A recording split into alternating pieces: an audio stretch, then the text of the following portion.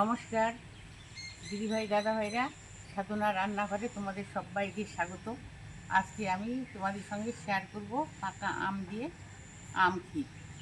গরমের সিজনে কিন্তু পাকা আম পাওয়া যায়, 3-4 মাস আমের সিজন থাকে।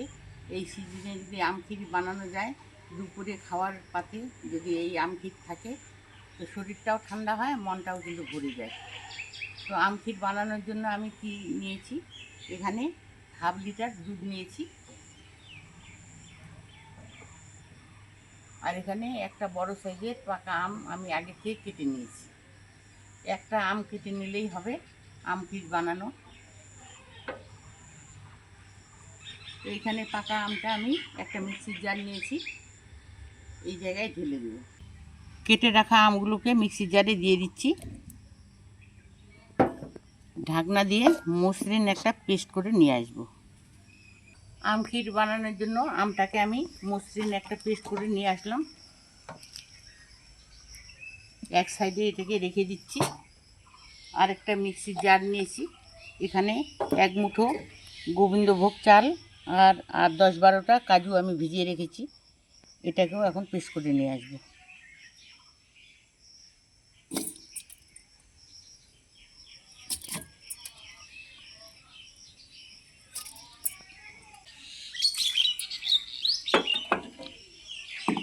ঢাকাটা দিয়ে দিচ্ছি।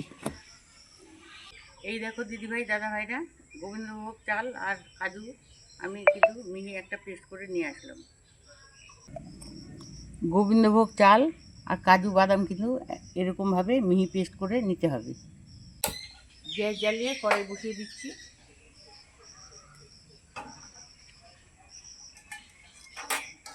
দুধটা আমি কড়াইতে ঢেলে দিচ্ছি।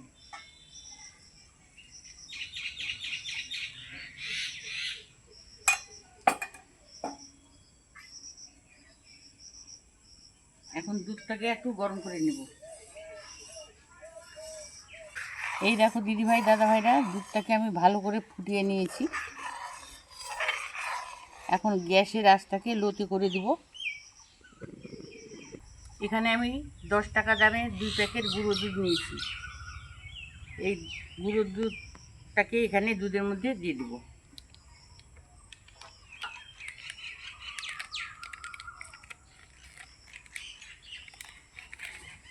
গুঁড়ো দুধটাকে আমি এখানে দিয়ে দিচ্ছি, কড়াইতে দুধের মধ্যে যোগ করে দিচ্ছি। এখন হাতা দিয়ে ভালো করে মিশিয়ে নিতে হবে, দুধের কোনো অংশ যেন দলা না থাকে। সম্পূর্ণ দুধগুলো আমি আস্তে আস্তে করে এইভাবে ঢেলে দিচ্ছি।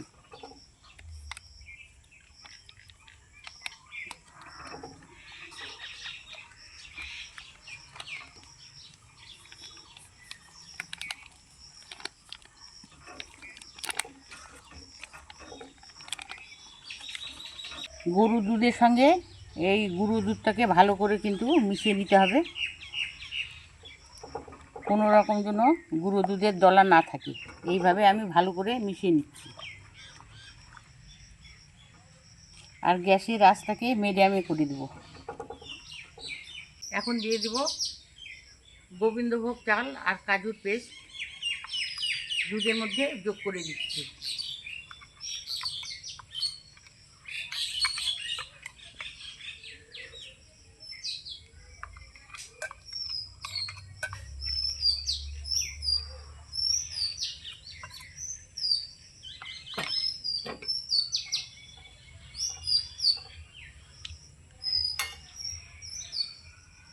চারটে এলাচ আমি ফাটিয়ে রেখেছি, এটাকে দিয়ে দিচ্ছি।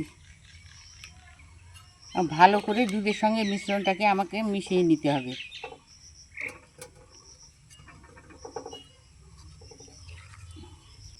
দিয়ে দিব 5-6 চামচের মতো চিনি।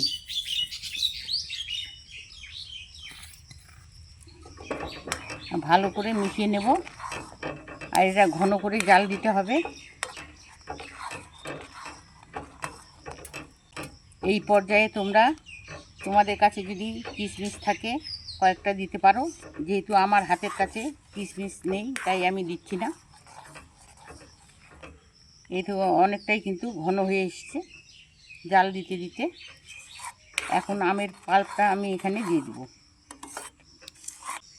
এই যে আমের পাল্পটা এখন আমি এই দুধের মধ্যে দিয়ে দিচ্ছি। গ্যাসের আঁচটাকে কিন্তু লোতে করে রাখতে হবে, তারপর আমের পাল্পটা মিশাতে হবে।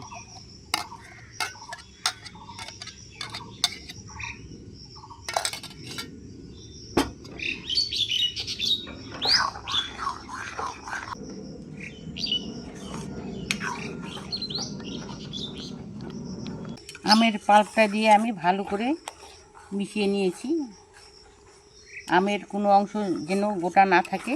আর এই দেখো কালারটা কিন্তু কি সুন্দর এসছে। এই দেখো আম ক্ষীরের কালারটা দেখো, দারুণ লাগছে। এইভাবে আরও 4-5 মিনিট আমি জাল করে নেব।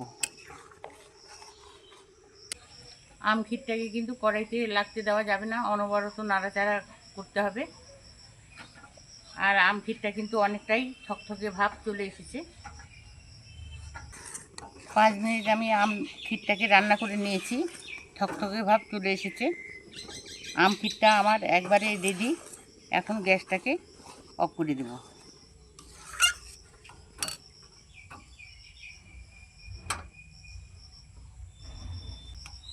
কিছুক্ষণ ঠান্ডা করে তোমাদের সামনে ফিরে আসছি। দিদিভাই দাদাভাইরা, আমের সিজনে একবার হলেও তোমরা আম ক্ষীর বানিয়ে খেও, খেতে কিন্তু দারুণ লাগে। আর বানানোটা খুবই সহজ, তোমরা যে কেউ বানিয়ে নিতে পারবে। আমি খুব সহজ পদ্ধতিতে তোমাদের সঙ্গে শেয়ার করলাম। এখন এই আম ক্ষীরটা আমি বাটিতে তুলে নেব, তুলে নিয়ে 1 ঘন্টার জন্য আমি ফ্রিজে রাখবো, তারপর সকলেই মিলে ভাগাভাগি করে খাবো। আজকের জন্য ভিডিওটা এখানেই শেষ করে দিচ্ছি।